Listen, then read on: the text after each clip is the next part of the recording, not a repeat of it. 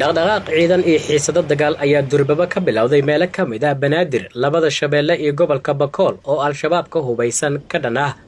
kadib markii madaxweynaha Soomaaliya uu ku dhawaaqay guluf dagaal oo ka dhan ah al-shabaab taasi oo ka dambeysay markii 14 bishan uu Muqdisho ka dhacay qarax weyn oo galaaftay nolosha boqolaal dad rayid ah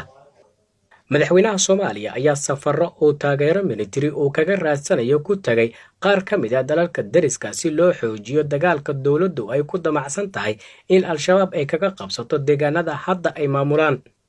haddaba dagaaladan ay dawladdu ku dhawaaqday iyo taageerada military ee wadamada dariska ah ay ka raadsanayso maxay kaga duwan yihiin dagaaladii hore ee shabaabku dawladdu ay ku qaadi jirtay Cabdiraxmaan Sahal Yuusuf oo ah cilmi baare ka faalooda amniga iyo arrimaha xag jirka ayaa ka waramaya laakiin waxaan filahayaa hadda midka soo socda inuu ka duwanaado dagaaladii hore oo uu noqdo dagaal oo istiraatiijiyad cad ku socda dagaal oo qorshe cad ku socda dagaal ay ka wada qayb qaataan levelka heer federaal iyo heer maamul goboleed ka qayb qaataan dagaal oo amisom lafteedu ay gasho dagaal oo beesha caalamka waxa saaxiibada Soomaaliya dhabta la aha ayaguna ka qayb qaataan ayaan rajeynayaa inuu noqdo ka soo socda isna filaya way hadii laakiin ay noqon weydo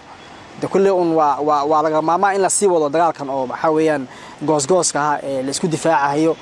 waxa weeyaan maganaysa way soconaysaa kuwan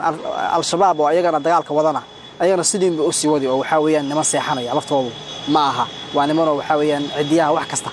ku dagaalamayo waxbana aan xirninin Soomaaliya wali waxa saaran cunqabateynta dhinaca hubka ay qaramada midoobay taasina waa caqabad ku horgudban dagaalka dawladdu ay ku doonayso inay kaga adkaato al-shabaab طبعا waa xaqiiqo shabaab lafteeda dawladda ayaa ku lug leh oo hub siiya waxa laga yaabaa hadii dawladda aan loo fasaxin inay shabaab ka xoog badnaato hub ay hesho oo taasoo inaan u baahnayn in halka laga sharaxo ama inuu ku habooneenba waxa laga rabaa dawladdu in waaniga aad ku lahaa attitude change waa inay bedeshaa sida regionku anagu noo arko caalamku soo noo arko sida bahalkan looga aarsanayo ama human right ama monitoring group ay hadlayaan markay madaxweyne xasan markuu doonayay inuu hubka iibsado waati la sameeyay markii dambe Cabdi Cabdirashiid Rashid tagay waadiga ogaa haddii aan anagu la imaanay istiraatiijiyad aan kula dhil garanayno dibadda iyo gudaha wayna saameynaysaa qaba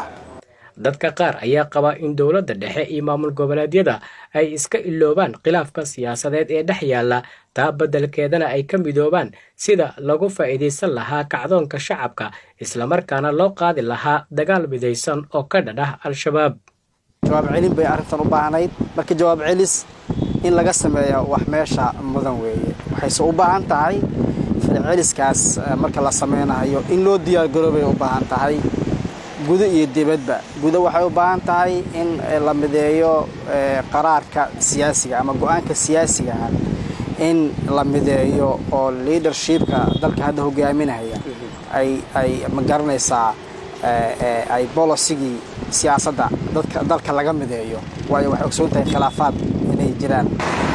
marka laga soo tago in dawladda Soomaaliya ay ku dhawaaqday guluf dagaal oo ay ku qaadayso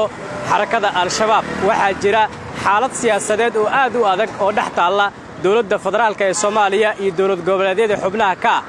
taasi ayaana muuqata inay saameyn ku yeelan karto dawladda dagaalka ay ku cilaamisay in shabaabku ay kaga saarayso dalka oo dhan Cabdi Aziz Ibrahim Ahmed TV Universal magaalada Muqdisho